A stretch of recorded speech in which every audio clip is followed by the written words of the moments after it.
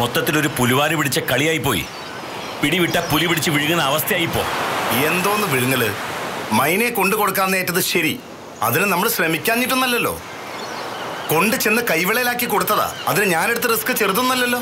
ഞാനൊന്നും ചെയ്തില്ലെന്നാണോ നീ പറയുന്നത്? എന്നല്ല, നമ്മൾ രണ്ടുപേരും കഷ്ടപ്പെട്ടു. പക്ഷെ ഒരു കാര്യം ഞാൻ തുറന്നു പറയാൻ വേണു. ഒരാളെ കൊല്ലേണ്ടി വന്നാൽ കൊല്ലും ഞാൻ. പക്ഷെ കൂട്ടിക്കൊടുക്കാൻ വലിയ പാടാ. മുംബൈയിലും മദ്രാസിലൊക്കെ വെച്ച് നീ അത് പലവട്ടം ചെയ്തിട്ടുണ്ടാവാം. എന്നെ കൊണ്ട് വയ്യ. മൈനയോടുള്ള വാശിയും വൈരാഗ്യൊക്കെ കയറി ഏറ്റതായിരുന്നു ഞാൻ. ഇനി ഇതുപോലത്തെ ഒരു കാര്യത്തിന് എനിക്കിത് വയ്യ. പിന്നെ എന്ത് ചെയ്യും? എന്ത് ചെയ്യാൻ? പറ്റില്ല, നടക്കില്ല എന്ന് സേട്ടുവിന്റെ ആൾക്കാരോട് തുറന്നങ്ങ് പറ. മൂക്ക് വെട്ടിക്കളയാൻ വരുന്നവർ വരട്ടെ, നോക്കാം. നിനക്കറിയില്ല അവരുടെ ആൾബലവും അധികാരവും. ഇത് തമാശകളിയല്ല. എന്തായാലും നടക്കാത്ത കാര്യത്തിന് നിന്നു കൊടുത്തിട്ട് എന്താ കാര്യം? മൈന എവിടെയാണെന്ന് നമുക്ക് പോലും അറിയില്ല. പെണ്ണിനാണ് ആവശ്യമെങ്കിൽ അന്തി മയങ്ങട്ടെ. നമുക്ക് തമ്പാനൂർ നാരെങ്കിലും പിടിച്ചു കൊടുക്കാം. അർജുന, എന്റെ വായിന്നുള്ള കേക്കുവേ. അവിടെ പൊട്ടന്മാരാണോ? മൈനയെ പോലെ ചേലും ചെറുപ്പമുള്ളൊരു പെണ്ണിനെ നിന്റെ അച്ഛൻ കൊണ്ട് നിർത്തിണ്ടോ തമ്പാനൂര്? എന്റെ അച്ഛനെ വിളിച്ചാലുണ്ടല്ലോ ഒരു പ്രയോജനമില്ലാതെ ചത്തുപോയ തന്തയാ. ഇനി വിളിച്ചു വരുത്തി അയാളുടെ ആത്മാവ് കൂടി എനിക്ക് ബാധ്യതയാവും. ഇപ്പൊ എന്ത് ചെയ്യുന്നു പറ അർജുന. ഞാൻ നിന്നേക്കാ വലിയ പ്രതിസന്ധിയിലാ. കണ്ടവന്റെ കൊച്ചിൽ തന്ത ഉണ്ടാക്കാൻ വേണ്ടി ഒരുത്തി കച്ച കെട്ടിക്കെടുക്ക വീട്ടില്. അതിനിടയ്ക്ക് സേട്ടിന്റെ മൈനപ്രേമം. സേട്ടിന്റെ ആൾക്കാരുടെ അടുത്ത് പറ്റില്ലെന്ന് തുറന്നങ്ങ് പറ. പിന്നെ വരുന്നിടത്ത് വെച്ച് കാണാം. ശരി, അപ്പൊ വാങ്ങിച്ച അഡ്വാൻസ് അത് തിരിച്ചു കൊടുക്കണം. ഞാൻ കൊടുക്കാം. നീ വാങ്ങിച്ച ഷെയറോ? അത് തൽക്കാലം നീ അങ്ങ് കൊടുക്ക്, ഞാൻ തരാം. അതൊന്നും പറ്റില്ല. നീ കൂടെ തന്നാ ഞാനൊന്ന് പറഞ്ഞു നോക്കാം. എന്റെ അടുത്ത് വേണ്ടേ? ഞാൻ തരും. തൽക്കാലം നീ അങ്ങ് കൊടു. നടക്കില്ല അർജുന. 1-2 രൂപയുടെ കാര്യമല്ലത്. ദേ, ഞാൻ തീർത്തു പറയാം. പണം തിരിച്ചു കൊടുത്ത് ഡീൽ ഒഴിവാക്കാൻ ഞാൻ ശ്രമിക്കാം. നഷ്ടം ചോദിച്ചാൽ അതും കൂടെ കൊടുക്കാം. 2 ദിവസത്തിനുള്ളിൽ കാശുമായിട്ട് നീ വന്നാൽ മാത്രം. അല്ലെങ്കിലേ എല്ലാം നിന്റെ തലയിൽ വെച്ചിട്ടേ ഞാനങ്ങ് തടി വരും.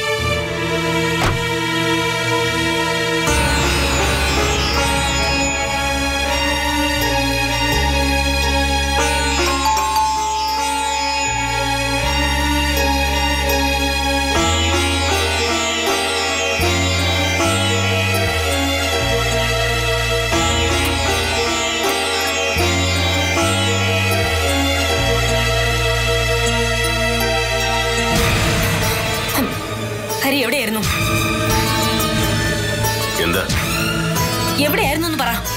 ഓഫീസില്. അല്ല, ഓഫീസിലേക്കാണെന്ന് പറഞ്ഞു ഇവിടെ നിറങ്ങിയ ഹരി ഓഫീസിൽ പോയിട്ടില്ല. എവിടെ പോയെന്ന് എനിക്കറിയണം. ഗൗരി ചേട്ടന്റെ ഓഫീസിലേക്ക് വിളിച്ചിരുന്നു. ഇന്ന് ലീവ് വിളിച്ച് പറഞ്ഞു ഓഫീസിൽ നിന്ന് പറഞ്ഞു.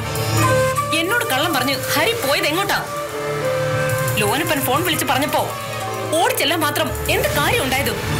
ഒരു പോലീസ് സൂപ്രണ്ട് അല്ലേ എടുത്തേ, എന്തെല്ലാം കാര്യങ്ങളുണ്ടാവും. ഒരു സൂപ്രണ്ട് മണ്ണം കെട്ട കാക്കി കള്ളം പറയാനുള്ള ലൈസൻസ് ഒന്നും അല്ലല്ലോ.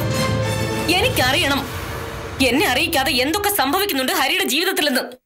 ഒന്നും സംഭവിക്കുന്നില്ല. ഏടത്തി വെറുതെ മനസ്സിലൊറന്ന് ചിന്തിച്ചു കൂട്ടുന്നതാ. അതൊന്നും അല്ല. സിദ്ധു വെറുതെ ഒരു വശം മാത്രം പറയണ്ട. ഇന്ന് പുറത്തു പോകാനായിട്ട് അത്രയും ആഗ്രഹിച്ചിരുന്നതാ എല്ലാവരും. മോളെ വരെ സങ്കടപ്പെടുത്തിയിട്ടല്ലേ ഹരിയേട്ട ഇറങ്ങിപ്പോയത്. മോളെ, ഓഫീസിലേക്ക് പോകും മുമ്പ് അത്യാവശ്യമായിട്ട് ഒരു ഹോസ്പിറ്റലിൽ പോകേണ്ടി വന്നു.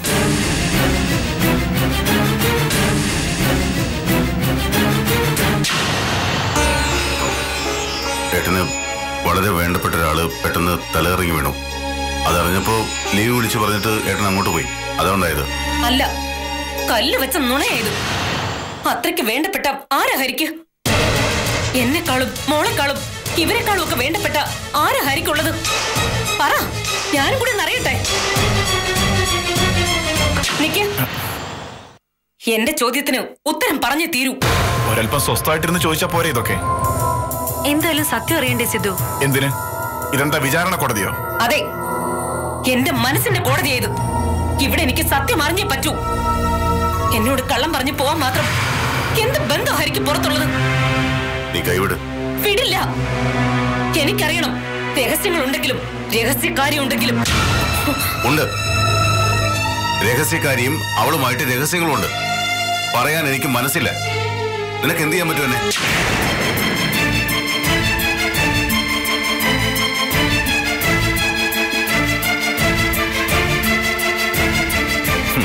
താഴും.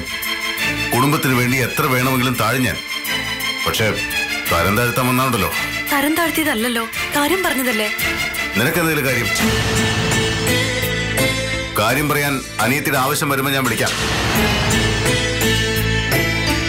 തൽക്കാലം നീ നിന്റെ ഭർത്താവിന്റെ കാര്യം മാത്രം അന്വേഷിക്കുക. മനസ്സിലായോ?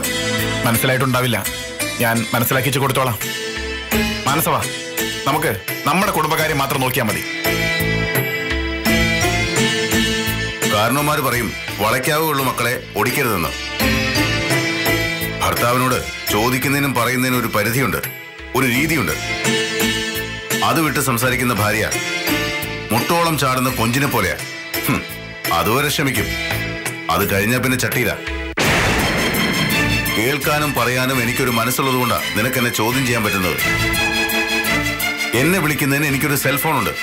അതിൽ വിളിക്കാതെ എന്റെ ഓഫീസ് ഫോണിലേക്ക് വിളിച്ചത് ഗൗരിയല്ല, സംശയരോഗിയായ ഭാര്യ. നിനക്ക് മുന്നിൽ എന്റെ മനസ്സ് പൊട്ടിയടയ്ക്കാൻ നിർബന്ധിക്കരുത് ഗൗരി. അത് രണ്ടുപേർക്കും ഒരുപാട് നഷ്ടങ്ങളുണ്ടാക്കും. അതെ, എന്നെ ചോദ്യം ചെയ്യാൻ അനിയത്തിയുടെ സ്ഥാനം അമ്മയുടേതല്ല. അത് നീ ഓർക്കണം.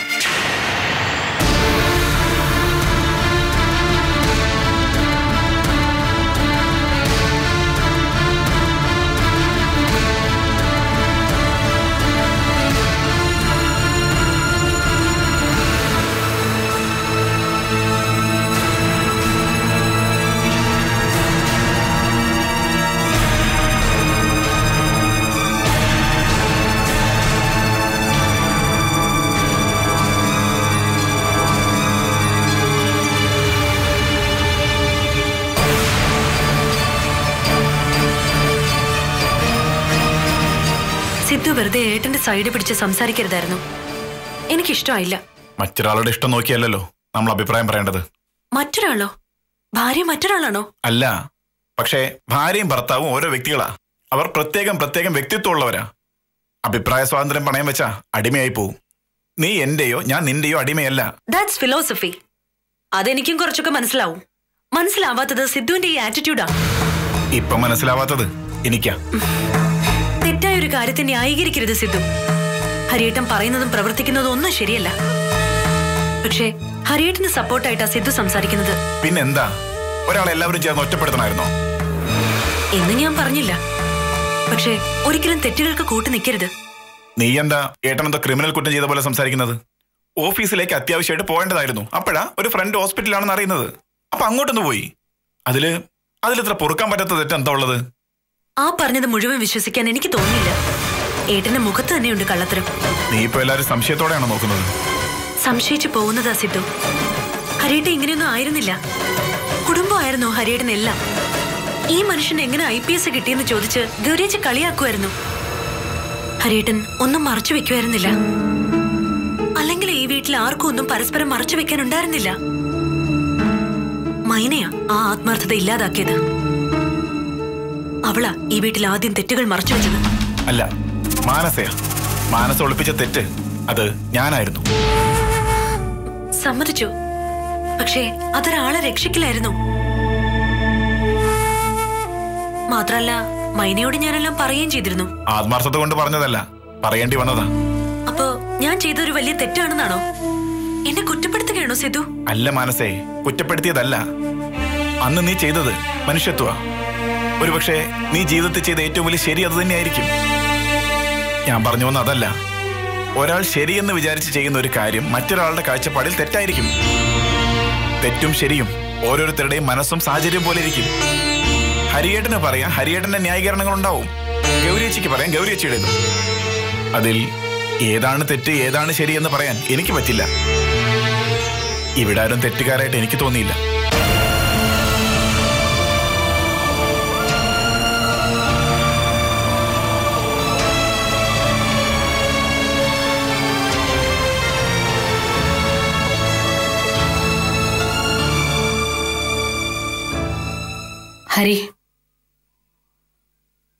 ഹരി ഉറങ്ങിയിട്ടില്ല എന്ന് എനിക്കറിയാം. ഉറക്കം നഷ്ടപ്പെടുത്തിയ ആൾക്ക് അത് തീർച്ചയായിട്ടും അറിയാൻ കഴിയും. ഭർത്താവിനെ വിഷമിപ്പിക്കണമെന്ന് ആഗ്രഹിക്കുന്ന ഒരു ഭാര്യയല്ല ഞാൻ. സംഭവിക്കുന്നതല്ലെന്ന് മാത്രം. എന്റെ മാത്രം കുറ്റമല്ലല്ലോ അത്. കുറ്റം ഞാൻ ഏറ്റെടുക്കാം. സ്വസ്ഥത തന്നാ മതി. ഞാൻ ഹരിയുടെ ഒരു കാര്യങ്ങളും അന്വേഷിക്കരുതെന്നാണോ? ഈ രാത്രി ഒരു തർക്കത്തിന് വിടാതെ കിടന്നുറങ്ങാൻ നോക്കാം. തർക്കിക്കാനല്ല, എന്റെ വിഷമങ്ങൾ പറഞ്ഞൂടെ? കാര്യം കളപ്പുരയ്ക്കൽ കരുണാകരന്റെ മകൾ ഡോക്ടറാ. സമ്പത്തും സംസ്കാരവും സ്വാധീനവും ഉണ്ട്. പക്ഷെ ഇല്ലാത്ത ഒന്നേ ഉള്ളൂ, ഉറ്റവരിൽ നിന്നും കിട്ടുന്ന സ്നേഹം. ചെറുപ്പം മുതൽ അച്ഛന് മകളെ സ്നേഹിക്കാൻ സമയമില്ലായിരുന്നു. ഒരേ ഒരു മകൾക്ക് സ്വത്തുവകകൾ വാങ്ങിച്ചു കൂട്ടില്ലായിരുന്നു അച്ഛന്റെ ജോലി. അമ്മയ്ക്കും തിരക്കായിരുന്നു. ആഡംബരങ്ങളിൽ നിന്നും ആഡംബരങ്ങളിലേക്ക് കൊതിക്കാനുള്ള കൊതി. ഇപ്പതേ ഭർത്താവിനും തിരക്ക്, അവഗണന. ഞാനൊരു പെണ്ണ ഹരി, എനിക്കുണ്ടാവില്ലേ മോഹങ്ങള്? നിനക്ക് മോഹങ്ങൾ മാത്രമേ ഉള്ളൂ. അത് കുറച്ച് കൂടിപ്പോയി. മറ്റുള്ളവരുടെ പ്രയാസങ്ങൾ മനസ്സിലാക്കാനുള്ള മനസ്സില്ലാതെ പോയി. എന്നെ ആരാ മനസ്സിലാക്കിയിട്ടുള്ളത്? മനസ്സിലാക്കിയെങ്കിൽ ഹരി ഇങ്ങനെ പറയില്ലായിരുന്നു. ഞാൻ ആദ്യമേ പറഞ്ഞു, ഒരു രാത്രി കൂടി നശിപ്പിക്കരുതെന്ന്. നമ്മൾ രണ്ട് സമാന്തര രേഖകളാണ്. എത്ര അടുപ്പം കാണിച്ചാലും ഉള്ളിൽ അകൽച്ചയുണ്ട്.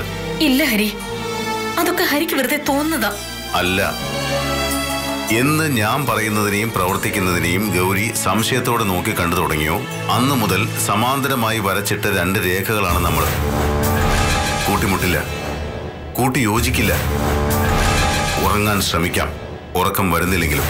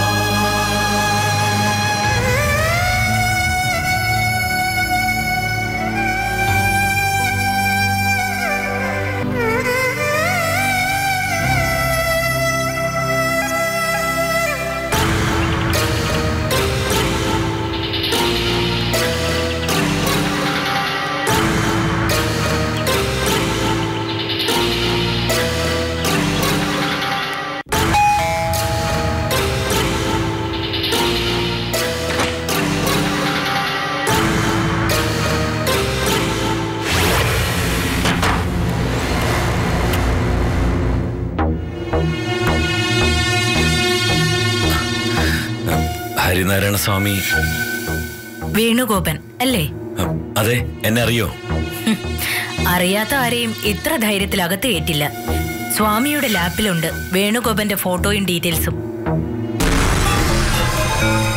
ഞാൻ സുഗന്ധി, കേട്ട് കാണും. ഇല്ല. കേട്ടോളൂ, ഞാൻ ഡീലറാണ്. വിലപേശി കൊടുക്കൽ വാങ്ങലുകൾ ഞാനാണ്. പെണ്ണ് ബ്രോക്കറാണല്ലേ? Mind your words. Sorry, Harinarayana Swami ഒന്ന് കണ്ടാൽ. പെൺകുട്ടി കസ്റ്റഡിയിലുണ്ടല്ലോ അല്ലേ? പ്ലീസ്, എനിക്ക് സംസാരിക്കാനുള്ള നിങ്ങളോടല്ല. എന്നോട് സംസാരിക്കാൻ ബുദ്ധിമുട്ടുള്ള ഒരാൾ വന്നിരിക്കുന്നു. ഇവളോട് എന്തും സംസാരിക്കാൻ വേണുഗോപ, വിശ്വസ്തയാ. ഹരിസ്വാമി, എനിക്ക് കൂടുതലൊന്നും സംസാരിക്കാനില്ല. നമ്മൾ ഉദ്ദേശിച്ച ഡീല് നടക്കില്ല. നടക്കണമല്ലോ വേണുഗോപ. നടന്നേനെ. എന്റെ ഭാഗത്തുനിന്നുള്ള എല്ലാ കാര്യങ്ങളും ഞാൻ ചെയ്തതാണ്. മൈനയെ കട്ടച്ചൽ ജോണിയുടെ കാറിൽ കയറ്റി കൊടുത്തത് ഞാൻ. പിന്നെ അവിടെ സൂക്ഷിക്കാൻ കഴിയാഞ്ഞ എന്റെ കുറ്റം കൊണ്ടല്ല. അതൊക്കെ കഴിഞ്ഞ കാര്യങ്ങളല്ലേ, ഇനി അത് പറയണ്ട. അതെ, ഇനി നടക്കാവുന്ന കാര്യങ്ങൾ പറ. ഒന്നും നടക്കില്ല. എല്ലാം കൈവിട്ടുപോയി. അവളിപ്പോ എവിടെ ഉണ്ടെന്ന് പോലും അറിയില്ല. She's missing. ഇത്തരം തമാശകൾ പറഞ്ഞ് ചിരിപ്പിക്കല്ലേ വേണുഗോപ. ഞാനൊരു തൊട്ടാവാടിയാ. മൃദുല വികാരങ്ങളുടെ ഒരു കൂമ്പാരമാണ് ഞാൻ. ഞാൻ പറഞ്ഞത് സത്യമാണ്. മൈനയെ കാണാനില്ല. പറഞ്ഞ സത്യമാണെന്ന് ഹരിസ്വാമിക്ക് അന്വേഷിക്കാം. വേണ്ട, ഒരന്വേഷണത്തിനും ഞാനില്ല. ഏത് പാതാളത്തിൽ ഒളിപ്പിച്ചാലും എനിക്കവളെ വേണം. എന്നെ കൊണ്ട് സാധിക്കുന്ന കാര്യമല്ല അത്. കാശ് കൈനിറച്ച് എണ്ണി വാങ്ങിച്ചിട്ട് ഇപ്പൊ കൈമലർത്തുന്നു. വാങ്ങിച്ച തുക അതുപോലെ ഞാൻ തിരിച്ചു തരാം. എന്നെ ഒഴിവാക്കണം. വാങ്ങിച്ച കാശ് എനിക്ക് വേണ്ടെങ്കിലും ഞാൻ എന്തെങ്കിലും ആഗ്രഹിച്ചു പോയാ അത് കിട്ടണം വേണുഗോപ. കാശിനൊക്കെ പിന്നെ കടലാസിന്റെ വിലയാ. മോഹിക്കാൻ മാത്രം മൈനയെ കണ്ടിട്ടില്ലോ ഹരിസ്വാമി. കാണണ്ട. ആ ഛായാചിത്രത്തിന്റെ രൂപത്തിൽ തന്നെ ആകൃഷ്ടനായി ഞാൻ. അതുകൊണ്ട് എന്താ കാര്യം? ഹരിസ്വാമിക്ക് മറച്ചു വെക്കാനുള്ള പ്രൊഡക്റ്റ് അല്ല മൈന. കൈ മറിഞ്ഞ് മുംബൈയിലെ രാജേന്ദ്ര സേഠിന്റെ കയ്യിൽ എത്താനുള്ളല്ലേ അവള്. അതുകൊണ്ടെന്താ? സേഠ്ജിയുടെ വിശ്വസ്തനായ സേവകനാ ഞാൻ. സേഠ്ജി കഴിക്കും മുമ്പ് എത്ര മധുരമുള്ള പലഹാരമാണെങ്കിലും ഞാനൊന്ന് രുചിച്ചു നോക്കും. വല്ല വിഷാംശം ഉണ്ടെങ്കിലോ? അല്ലേ സുഗന്ധി? പ്രാവും തത്തയും കുയിലും ചിത്രശലഭങ്ങളും പാറി നടന്നിട്ടുണ്ട് എന്റെ ദേഹത്ത്. മൈന ഇതാദ്യമായിട്ടാ. അതെനിക്ക് കിട്ടിയേ പറ്റൂ വേണുഗോപ. നടക്കില്ല, എന്നെ കൊണ്ട് കഴിയില്ല. ഇനി ഞാൻ ഒന്നും പറയുന്നില്ല.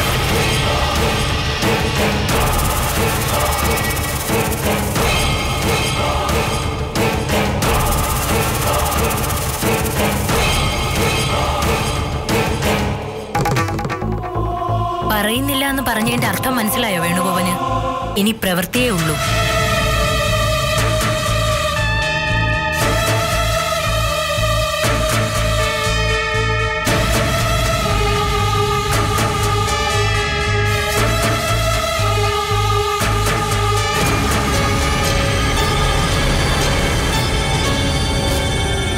നിനക്കിപ്പോ എന്തിനാ 1.5 ലക്ഷം രൂപ?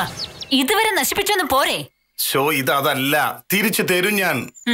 തിരിച്ചു തരൂന്നും പറഞ്ഞ് നീ എന്നോട് 5000 രൂപ എടുത്തിട്ട് ഇപ്പൊ വർഷം 1 കഴിഞ്ഞു. ഒന്നും മിണ്ടായിരിക്കണ്ടോ? എങ്ങനെങ്കിലും സമ്മതിപ്പിച്ചെടുക്കാൻ നോക്കുമ്പോ അങ്ങനെ സമ്മതിപ്പിക്കാനൊന്നും നോക്കണ്ട. ആകെ ബാങ്കിൽ കിടക്കുന്നത് 2 ലക്ഷം രൂപയാ. അതിന്ന് ഒരു പൈസ ഞാൻ എടുക്കില്ല. ചേച്ചി, ഇതൊരു മറിവിനാ. ഇപ്പൊ തന്ന അടുത്ത മാസം പലിശ അടക്കം തിരിച്ചു തരും. ഒലക്ക തരും. കൊണ്ടുപോയതാട്ടോ ആശേ. കൊന്നുകളെ. നീയോ? അതും എന്നെയോ? മുത്തശ്ശനല്ല, എന്നെ. കാശ് കൊടുത്തില്ലെങ്കിൽ എന്നെ കൊന്നു. ആർക്കാ നീ കാശ് കൊടുക്കാനുള്ളത്? പറ, ഏത് ഏടാ കൂടത്തിലാ നീ ചെന്ന് ചാടിയത്? ചെറിയൊരു പ്രശ്നമുണ്ട്. ഒരു സേട്ടുനോട് കുറച്ച് കാശ് മേടിച്ചിരുന്നു, ഒരാളെ എത്തിച്ചു കൊടുക്കാൻ അഡ്വാൻസ് ആയിട്ട്. അത് ചെലവായി പോയി. കൊടുത്തില്ലെങ്കിൽ കുടുംബടച്ച് പണി കിട്ടും.